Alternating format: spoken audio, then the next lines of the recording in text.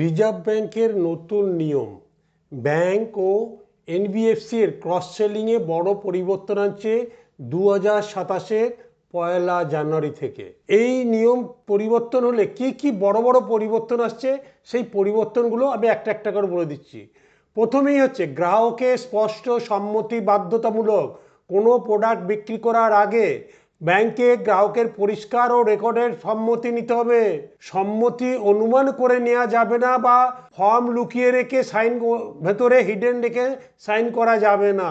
2 নম্বর, force bundling নিষিদ্ধ। Force bundling মানে ধরুন আপনি একটা ব্যাংকে হোম লোন নিতে গেছে, আর একটা প্রোডাক্টকে কিনতে বাধ্য করা, এগুলো হচ্ছে থার্ড পার্টি প্রোডাক্ট, ব্যাংকের নিজস্ব প্রোডাক্ট নয়। যেমন হোম লোনের সাথে বাধ্যতামূলক ইন্স্যুরেন্স, লোনের সাথে ইনভেস্টমেন্ট প্রোডাক্ট বা ক্রেডিট কার্ডের সাথে ইন্স্যুরেন্স, এগুলো ব্যাংক ফোর্স করে নালে দেবো না। হ্যাঁ না আপনারা বলুন। 3 নম্বর, গ্রাহকের সুটেবিলিটি অ্যাসেসমেন্ট বলে এটাকে। গ্রাহকের প্রোফাইল অনুযায়ী প্রোডাক্ট উপযুক্ত কিনা তা ব্যাংককে যাচাই করতে হবেই। যেমন বয়স, আয়, ফাইন্যান্সিয়াল জ্ঞান, ঝুঁকি নেওয়ার ক্ষমতা, এগুলো করতেই হবে।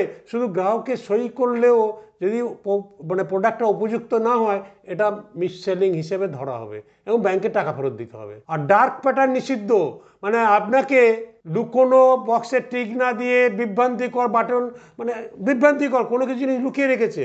ডিজিটাল প্ল্যাটফর্ম এটা খুলুন, তাহলে আপনি পরে ক্লিক করে দেবেন, যে চার্জ আসবে, সেসব কিন্তু হবে না। সো ব্যাংকে কি বলছে, সেলস ইনসেন্টিভ সীমাবদ্ধ রাখুন থার্ড পার্টি প্রোডাক্টের। ইন্স্যুরেন্স কোম্পানি বা মিউচুয়াল ফান্ডে ব্যাংক সরাসরি প্রলুব্ধ করতে পারবে না এগুলো থার্ড পার্টি, এবং এখানে ইনসেন্টিভ ব্যাংকের প্রচুর, সেই জন্য ব্যাংক এগুলোকে প্রচুর ফোর্স করে সেল করার জন্য। সো গ্রাহক যদি মিসসেলিং প্রমাণিত হয়, গ্রাহককে টাকা ফেরত দিতে হবে, ক্ষতিপূরণ দিতে হবে, ভুল লেনদেন সংশোধন করতে হবে। কেন এটা গুরুত্বপূর্ণ? একদিন ব্যাংকগুলো insurance, mutual fund, investment product বিক্রি করে প্রচুর কমিশন আদায় করতো, আর অনেক সময় গ্রাহককে জোর করে বিভ্রান্ত করে প্রোডাক্ট বিক্রি করে দিত। নতুন নিয়মে গ্রাহকের স্বার্থ সুরক্ষিত হবে, আস্থা বাড়বে, আর ব্যাংকের কোড অফ কন্ডাক্ট রিস্ক কমবে। ব্যাংকের ওপর কী প্রভাব পড়বে? যে ইমিডিয়েট এত ব্যাংকের ইন্টারেস্ট কমিশন, এটা একটু চেঞ্জ হবে। ব্যাংকের এমনি কোনো ক্ষতি হবে না, থার্ড পার্টি প্রোডাক্ট বিক্রি করতে গেলে ব্যাংকের একটু চাপ বেড়ে গেল।